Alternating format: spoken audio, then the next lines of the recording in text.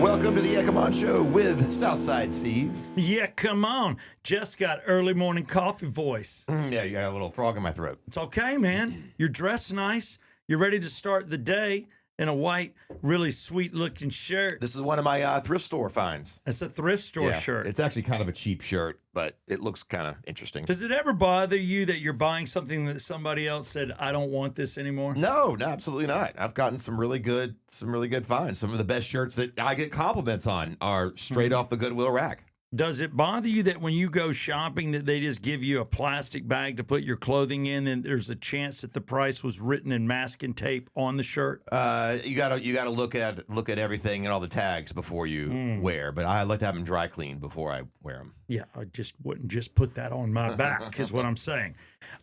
This morning, this will be an interesting show because there's a lot to talk about, different things, and one of them I never thought I would talk about, but it's landed at my feet, and it's old school writing. That's what I like to call it. We're talking about pen, quill, on parchment paper, whatever. I'm talking about cursive. Cursive handwriting? Yes. Do they still teach? So your kids must be learning this in school? They are not. Do they not teach it? They do not. And I did not know this till today. There's only 3 states in the United States, and California's one of them. I'm like, y'all screw everything up, but you got this right, that they teach cursive. Cursive should be taught in 3rd, 4th, and 5th grade. Yeah, I remember the paper, like the lines, and you learn exactly how to do it. Right. Spent a lot of time doing that, too. Oh, yeah. All my papers, when I look at them, and even when I was in college, you could use a typewriter or there were a few computers at Georgia State. All my papers are handwritten in cursive. Mm-hmm. And it's just what you did. What it was on the walls. Remember, like on top of the chalkboard, it would be exactly how to write a capital A, lowercase, capital E, all the way down. Mm-hmm. Those do not exist anymore? Does not. There was a law, and I have to look at this because I can't. So you did some research on cursive? I did research, yes. Can you believe it? I'm doing research. 2010, it's like a common care or this common core thing or whatever. They came out with a law that cursive is kind of like outdated. Well, I mean, it is true. It is kind of outdated, but it seems like a skill to help your mind, Well, I'm glad you brought up mind. Look at you, Jeff. I swear, it's like you're reading my paper. Here's what it does. Writing in cursive enhances learning. Yeah. Also promotes motor skills, fine motor skills, because what you're doing is attention to detail loops, and you're not lifting the pencil or the pen off the paper. Yeah. You're flowing. Also reinforces critical skills. Yeah, I think I'm with you. It should be taught. It should be just like we learned. They say it activates things in the brain that print does not. And it actually is like a little bit of hand-eye control. It's masterful. Yeah, it's hand-eye coordination for sure. Yes, they equate it to more reading skills than writing. Mm-hmm. It helps you read better. Well, they probably don't even do a lot of print handwriting anymore because everything's on computer and digital. Exactly. Well, kids right now, I've got one in pre-K, about to be in kindergarten. I've got one in the 2nd grade. And they're learning their print letters, and they're just figuring that out. And even the 5-year-old's catching up. I mean, he's starting to write pretty well. Brooks writes very well. He's got print down. But I do remember now next year he should be put on the hot seat to start learning cursive. Mm-hmm. But they don't demand it in Georgia. At all. They don't do it at all. It's up to the school. One kid's in private, one's in public. The public school's not enforcing it, but I think that they should. Mm-hmm. Get this. Kids cannot read cursive. So one guy was talking. He said he gave his kid a birthday card, and several lines were written in cursive, just some kind of style. And he said, "Daddy, I can't read this." You can't even read it. You can't. So you got to learn how to read it too. That's another set of skill. Do you realize the brain? Thank you. And our forefathers, the Declaration of Independence, no kid can read it because they can't write cursive. This brought to you by Exit Wealth. We are live on the Yeah Come On Show from the Exit Wealth Studios right here in Alpharetta, Georgia. Also with an office in downtown Buckhead. Ted Jenkin, Justin Farmer will take care of your money. Go to exitwealth.com. And also I want to mention Sliders, Smalls Sliders. I am the new voice for those guys. There's going to be over 50 locations in Georgia within probably a year and a half. These are sliders just like this big, and you get 3 of those guys with some fries. It's a simple menu. It's a drive-through, and they taste unbelievable. I love this. They're getting in early. They're getting in on the Come On show, not only early on the Come On show, but they're getting out there before all the stores are even open. So it's going to be one of those chains, I guess, that kind of opens up pretty quick. Yes. All over the state. And we're going to have to get all our equipment ready. We got to get our speaker and our table and all of our stuff and our tent, because we are going to do a live broadcast the day that they have their grand opening at the first store in Marietta, March 17th. Oh, really? Okay. They're getting hungry. You know, I'm working on a morning Not show. today. No. But it's making me hungry just talking about the sliders because I love sliders. Oh, they're great. They're great. And I like eating them in a car because they're easy to handle. I like anything that's not going to drip in my lap or cause an accident. And kids' hands are small. I would rather give my kid a Smalls slider than hand them a big old quarter pounder or Big Mac or whatever the hell's out there. It's time now to talk about the famous. CMC. They're only famous because they were on your TV, really, if you think about it. Like this guy, and I know he's been on a couple shows. I remember him in what's the one, Field of Dreams, where he was the brother of the wife of Kevin Costner and thought Kevin Costner was crazy for killing his crop and building a baseball field. And he didn't see the players until the end, but he did finally see him. He's the redhead, Timothy Busfield. Oh, yeah. I haven't seen Field of Dreams in forever. I didn't realize he was in that. I know him as Poindexter from Revenge of the Nerds. Him and Anthony Edwards. That's great. And David or Keith Carradine. Yes. Timothy Busfield and Anthony Edwards were the main nerds. There you go. Look at you. He's married to somebody famous. She grew up on the prairie, and she called her dad Pa. We're talking about Little House on the Prairie, Melissa Gilbert. Mm-hmm. The most annoying one on the show. The blonde was hot. She went blind. And she was mean, right? Wasn't the blonde mean? No, her older sister was very sweet, but then I think everybody gets hit with a rock on that show. And I think she got hit with a rock or something happened. She got sick and she couldn't see. So then she marries this real proper goody-goody guy, and they're like teaching school, and that's her deal. And then there's a little girl that comes down the hill that falls in the field, and she pulls her little straw of her hair, and she's all like this, and she comes down through the field.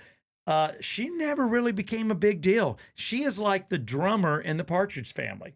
And the tambourine. No one knows who it is. Nobody knows. They didn't do anything else in the after. Partridge Family, the drummer and the tambourine girls and guys were too young. Yeah. On Little House on the Prairie, it was all about Melissa Gilbert.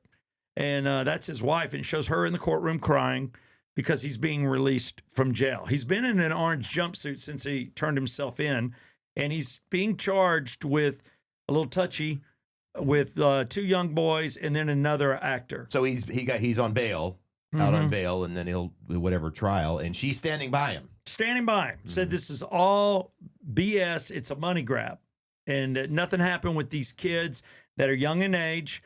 And there are witnesses that say they saw him kissing one of the boys. That's not going to go well. And we're just hearing stuff. We don't know exactly until the trial starts. But also a female actress, an older actress, he made moves too. I'm just kind of confused on his sexuality. If these allegations are true, he's kind of all over the place. I don't know. I mean, I guess the prairie's tough. But, that's his deal. And, he's going to get out. But get this, here's what they said. He is not allowed to talk to or to correspond or to be near anybody under 18. Mm-hmm. Okay. I mean, that just screams creepy. Yeah. I don't know if they're putting an anklet on him or not, but he can't leave the country. He's waiting until his court date, but he's being released. So they don't see him as a threat. With a flight risk. But they're saying don't get around anybody under 18. Don't pick up a kid. Mm-hmm. Don't you dare. Don't you hold them high, because people are going to look at you and go, mm-hmm. Let's also look here. I got a kick out of this.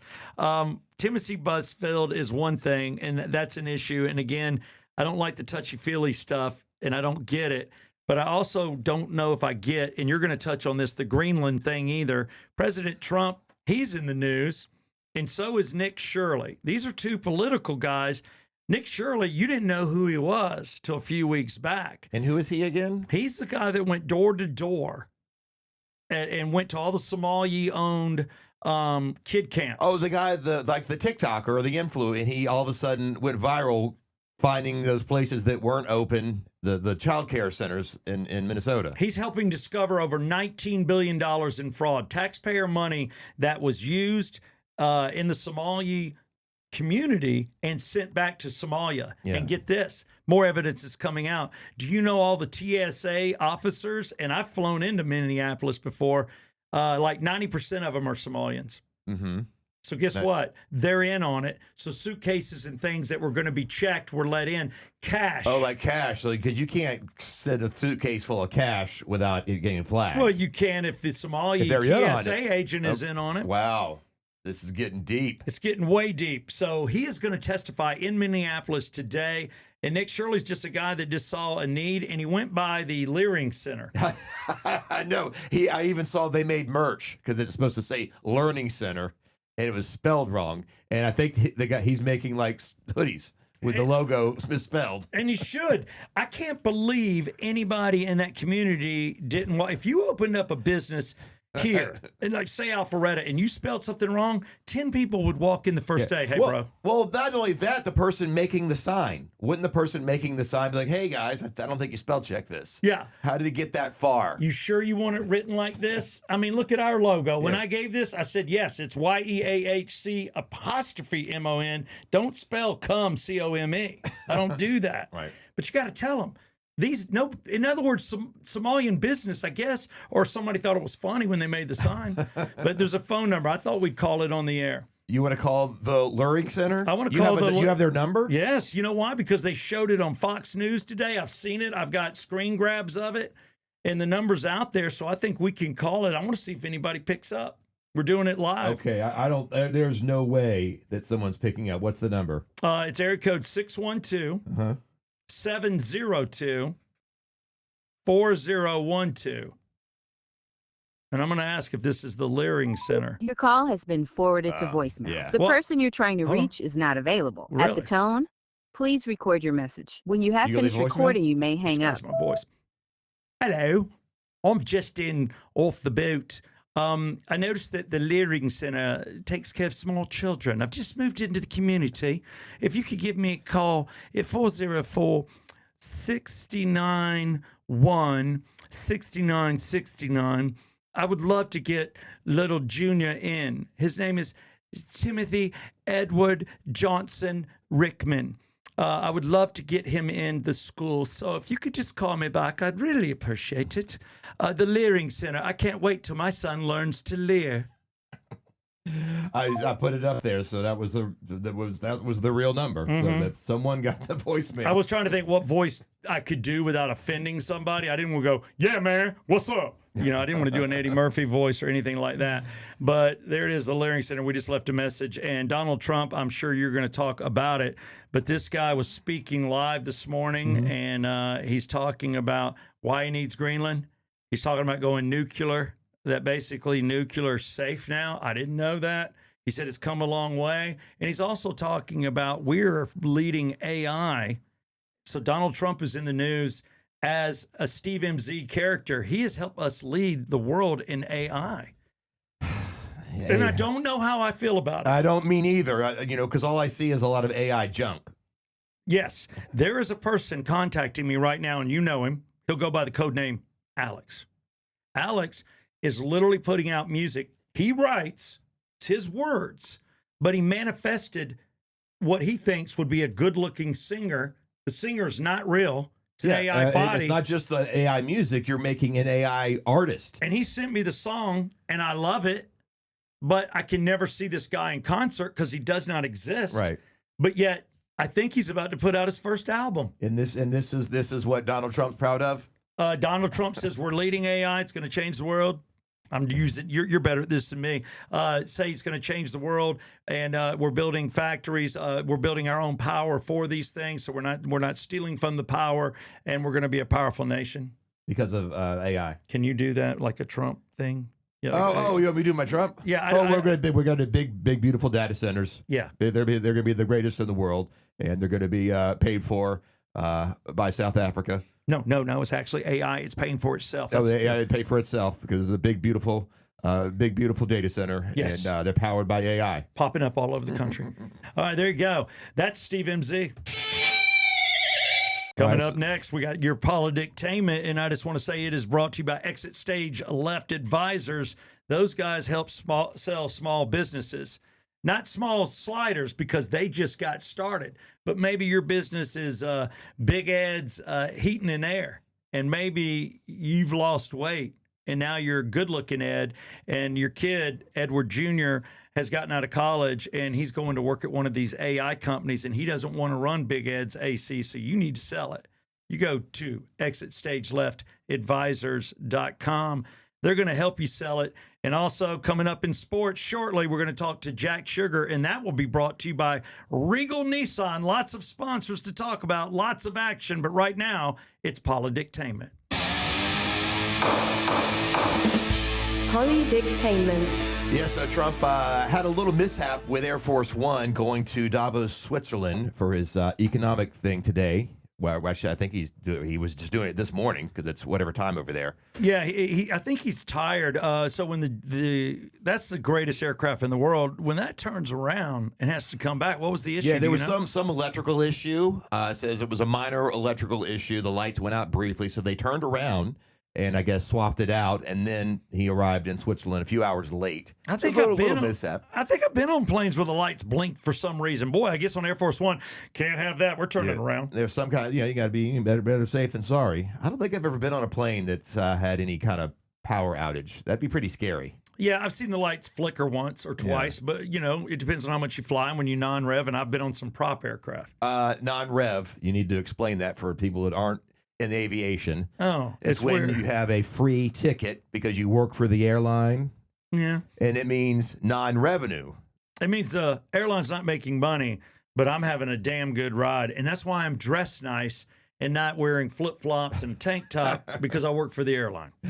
Well, I don't think there's probably not a lot of non-revs these days because every plane I get on now is always full. Back in the day, there'd be a lot of empty seats. I know. I used to go standby and get first class. Yeah. I flew first class 70% of the time, and I've probably flown 400 times. So when I got put in the back, I was like, well, this sucks. Yeah. But I've never had to pay for it. Yeah. Non-rev. Yeah, I'm a non-rever. So he's making his case for us taking over Greenland because they cannot defend themselves. Denmark cannot defend it. We need to acquire it. And he says he's trying to like kind of tell NATO, hey, we're not going to be taking it by force. We just want to make a big, beautiful deal to get Greenland and all the rare earth minerals and all that, but mainly for national security to keep Russia and China out of our hemisphere. I want to say it first because it's horrible and it did not pop in my head. I swear to my Father in heaven until I just heard you say what you said. But I'm going to say something. I'm sure the left is going to come out with something like this. I can't believe I'm going to go here. The Nazis took France. Mm-hmm. They did not take it by force. They threatened force. Oh, they gave it up. They gave it up. So he comes marching through, Hitler himself, right through the old French Arch there, and takes over the country. If we get Greenland, I guarantee you, they call people Nazis. By the way, Nazis don't exist, and if they do, they have shaved heads and they're in some gangs, maybe in jails. You're thinking like of an 80s neo-Nazi punk. Maybe. They're not Nazis. This is your country. You just have either hugged too many trees or you're mentally ill. We're getting rid of bad people with criminal records that are not citizens. They're not our problem. Learn. Literally, Venezuela and other countries released people in jail to come here. So quit referring to the right and ICE as Nazis. Yeah, that's somebody's going to do that with Greenland. They're going to have Trump coming in, and they're going to do a comparison to Hitler taking over France. Yes. Well, what they need to compare it to is what about all the land we took before? We did the Louisiana Purchase. Thank you. We made a deal. Look at you going back in history. Yes, and then, of course, us expanding to the west, we took from Mexico and, of course, the Indians. Yeah, you wonder why the Alamo happened? Because we took their country. Yeah, so it's really not different. We just haven't done it in, a couple hundred years or whatever. It's new. Yeah. But it's what's old is new. We're just doing it again. You're exactly right. If you look back at some of the deals and some of the things we did, we were like, no, we're better off. We're democracy. And in the end, is Greenland safer? Do you have an opinion? It's going to, well, it's to be safer with us if we have a presence there, but I don't know what Russia or China, if they had any plans to even get into Greenland. I don't know. But just as a precaution, that's the case Trump is making in Switzerland to all the European leaders. Hey, this is why we need it. We're not going to take it by force. We're going to make a big, beautiful deal. And the U.S. needs to run Greenland. Okay. There it is. And we are sitting on the sidelines watching ourselves. Guess what we're not doing? Jumping to an opinion and calling people names. We're getting the facts to figure out, is this a good thing or a bad thing? And is it inevitable? Right now, we're going to get into some sports. We're going to get Jack Sugar on the phone. And this is brought to you by David Markwell of Markwell Therapy. I wanted to mix it up because I always talk about David at the beginning of the show. So I thought I'd talk after. And I knew if we were even hinting towards people that might just be mentally ill, or you just can't get over something. Do you have Trump derangement? Do you have maybe you're out there and you just really hate the left? Maybe you got left derangement and you need to get your ship righted. Can we all find a happy center? Wouldn't that be nice if you just leaned one way or the other? Then you would be more accepting of stuff, and that keeps me. That's what keeps me going. So David Markwell of MarkwellTherapy.com. Talk to him. He's a family counselor. There's over 18 counselors, and if you need help, get help, please, Lord. Jeff, you might need to get help. I'm pretty good. You're good. I'm just making sure. Do I need help? I don't know. 2 divorces and what you've been through, and you're wearing old shirts. I don't know. Good morning, Jack Sugar. Yeah. Jack Sugar comes to us live from a conference room somewhere in Georgia. I can't tell you where. I can't tell you what his boss or his coworkers think he's doing right now. He could be in a giant stall going number twosy, faking it with his pants down just to talk to us because corporate doesn't like people just breaking away. Mm-hmm. I don't know why. You have to get that. You got to rent that conference room or whatever August does. So Jack Sugar, bathroom, conference room, closet, outside with the smokers. What are you doing this morning? This morning I walked down to our lovely 6th floor cafeteria. Nice. Because my huddle room was occupied. So You've got a huddle room? Took the elevator and got a huddle room and someone's in there. So apologies if you hear some music in the background here this morning, but I got a nice cozy to hang out and chat for a bit. Well, I love it that you can chat with us this morning because there's a lot to chat about in sports, some big announcements. The first thing I want to do is talk to you about the Hall of Fame. We got to get that out of the way. That's the newest hot button. A lot of people did not think Andrew Jones would get there. I don't really, have an opinion on Charles Beltran, but they listed him as 2 sluggers, and they talked about Andrew having 10 Golden Gloves, but they more or less talked about Charles having 9 All-Star appearances. Are these guys worthy? Why were they picked so late? Because I know Andrew was thinking he would never get in. Yeah, I actually, growing up in Atlanta in the 90s, the Braves, that was it. And he was electrifying center fielder, one of the best defensive center fielders to ever play the game. Willie Mays himself said so. And so just his contributions on the defensive side, he was amazing to watch. 10 straight Gold Gloves in Atlanta's most dominant era franchise. And he was a cornerstone. He was just, when you thought about the Atlanta Braves, obviously it was Schmaltz, Glavine, Maddox, and then shortly after it was Chipper and Andrew. So I'm pumped for him. I think he deserved it. His bat wasn't maybe as good as some of the other guys that are in the Hall of Fame, but nobody can compare to him in center field. He gave the pitchers confidence that if the ball was hitting his direction, it was going to be an out. So I'm pumped for Andrew Jones. Yeah, that's incredible. If you remember the movie Major League, which I think is a baseball masterpiece. I mean, I get Bull Durham, but this is a masterpiece on the shallow and the funny. When the outfielder, Willie Mays Hayes, catches it on the side on his hip, the coach says, "That was a great catch. Don't you ever do it again." I remember, correct me if I'm wrong, Bobby Cox benched Andrew Jones for catching one, like half catching it on his hip, playing around. And he's like, we don't play around in this league. Send him a message. Don't you do that silly No stuff. no showboating. No bananas. No bananas. Yeah, there's no need for it. But I mean, you got to send that message. But if there's somebody who could pull it off with a level of confidence, it was Andrew Jones. He was incredible. Unbelievable. Effortless. He caught those balls. A lot of people don't know that Jack Sugar, number one, he was a QB in high school. I just want that to be known. And I think it was one of those uppity schools where, you had to be super wealthy and super awesome, and you had to be the guy that everybody in the school would look up to. That's Jack Sugar right here. Jack, your years of QBing, you're no stranger to the grid. You want to pump your high school where you threw the skin? Yeah, I played JV football for St. Christopher's School in Richmond. St. And Christopher's. Yeah, it wasn't because I was talented. It's just because I had 70 guys in my class, and I was the best one that I had one of the better arms. Oh, no, you've got I was great arms. 130 pounds soaking wet. Guess what? The line's job is to protect you. It doesn't matter how much you weigh. You could sling it. He can still sling it. He's the guy that does those videos where you get in the front yard and you throw something over the house to go in. Jack Sugar can do that. He's also where you grew up. The Browns were your favorite team. The Falcons are your favorite team now. Nobody can speak better about the coaching decision that we have made. Would you like to speak to that, sir? Yeah, happy to. I think it's a great hire. My roots are Ohio, and so my dad unfortunately passed down Cleveland Browns fanship. So as a kid, that just allowed me to watch football objectively because my team didn't stand a chance. And so I follow the Browns closely. I think it's a good hire. He's a smart guy. He got the best out of Kirk Cousins. He's offensive minded.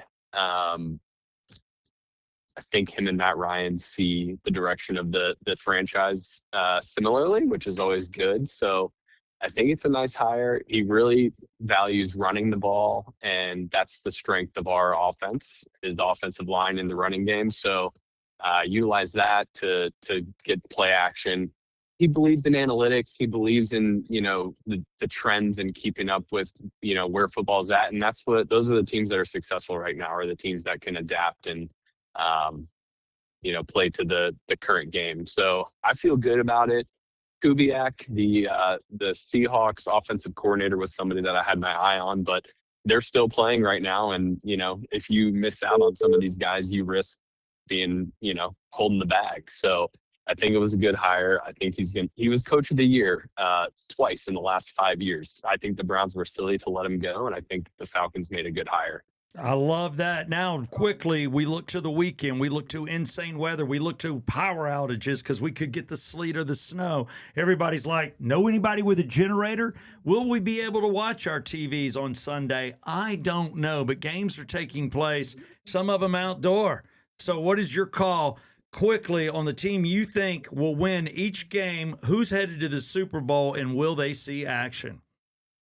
Hey, you like the way I did that? That sounded like a good setup, right?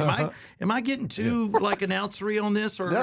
That was perfect. Okay, perfect setup. Okay, I want to be natural. I don't want to sound like a robot. Like, hey, we're going to Jack Sugar. No. Okay, good. You got it right. It's a perfect tee up for Jack. All right, Jack, take it. Yeah, you teed it up for me. I'm praying that I get to watch the games first of all, and it looks like the weather models are shifting north as we speak, and so we may be able to watch. Regardless, I'll certainly be inside.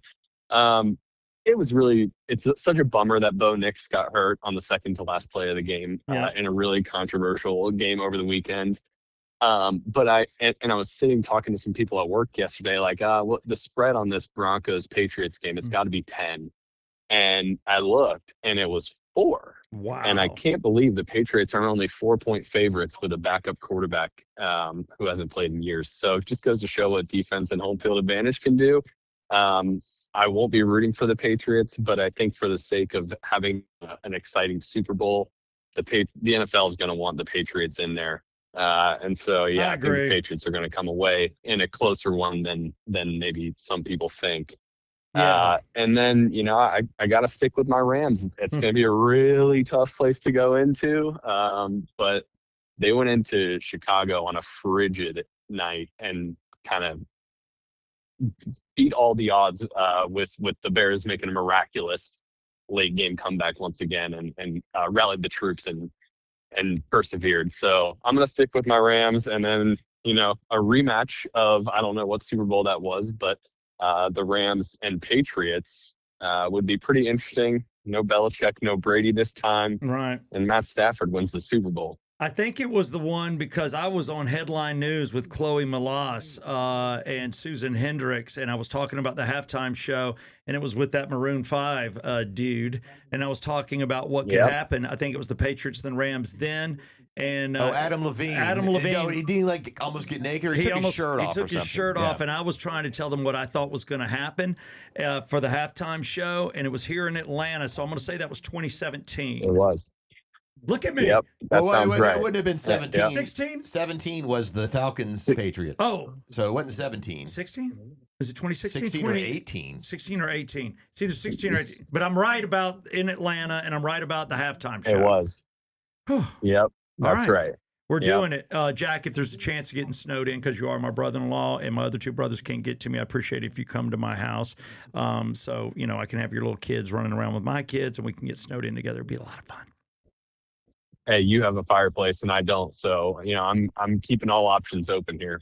Think about it. Just think about it. And his wife has super awesome feet, and if she goes around barefoot, that's always a win for me. Mm-hmm.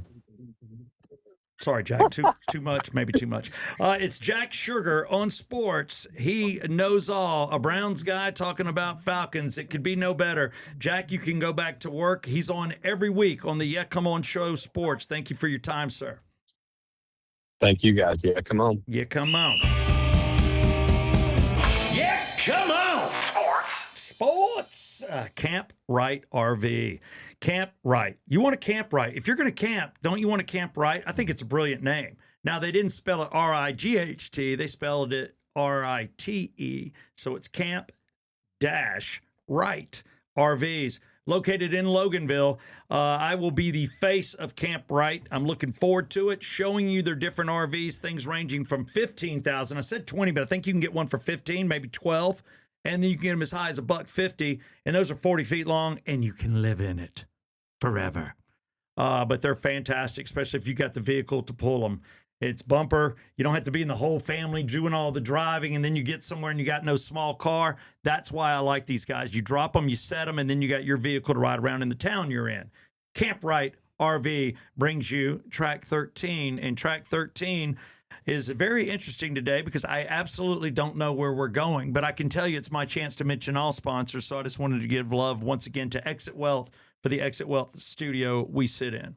Okay, so do you have any ideas? I got ideas. I always have them. I'm always up for a good Kiss song. That was our favorite band to do on Track 13 on the radio show because Kiss is one of the biggest bands of all time. It is. Yet the radio only plays a few songs. Well, they should have played more. A lot more. A lot more. I'm leaning Kiss, but I also, did you enjoy what I did yesterday? It was Little America. Little America, yeah. What did you think? I remember. You like the band Little America? I Walk on Fire for You? It's a perfect late 80s, kind of a hair band, kind of metal, but not really. Yeah, they were just mismarketed. And the name Little America, it sounds too patriotic. It sounds like a country band. It did. And that's what I thought it was. And I pulled it off the shelf thinking it was country. Like, what is this in here? And then I happened to hit Walk on Fire for whatever the hell. And I was like, this is great. Now that we're doing Track 13 and we're not on the radio station, is the Yeah Come On show, we can do whatever we want. Yeah. Can we do new artists, old artists? Because we could do anything you want. Because my kid was listening to Five Finger Death Punch this morning, my 5-year-old, as I drop him off at a Christian private school. We could do Five Finger Death Punch. I don't. Punch, not pants. The doc Five Finger Pants. Five Finger Death Punch, which I think is a horrible band name. Doc of Rock has got nothing. I have heard of him. I know they're pretty heavy. They're pretty heavy, but I've got a lighter song. So that was a thought. And since we're in this great moment of what we can do is anything, I also always look to Don Johnson and his song. Oh, you want to do Heartbeat? I do. Okay, well, boom. You don't have to kiss me there. His daughter is incredibly hot and attractive. He's been with Melanie Griffith forever. He was one of the better looking dudes, and he's one of those guys that I find it painful to see age. Is there Yeah. anybody that bothers you like that, where No. you're seeing get older and you're like, oh God, they were so good looking? No, but they're making me feel old. as long as he still looks like himself, I think he's had a little eye work done. Maybe. Well, you got. I mean, if your eyes get way squinty, not everybody's Robert Redford and looks great in wrinkles. Well, I love Don Johnson. I was a huge Miami Vice fan, and this is a great video too. So you can click the link if you want to watch the video in the description on the Come On Show. It'll be track 13 today. Don Johnson and Heartbeat on the Come On Show.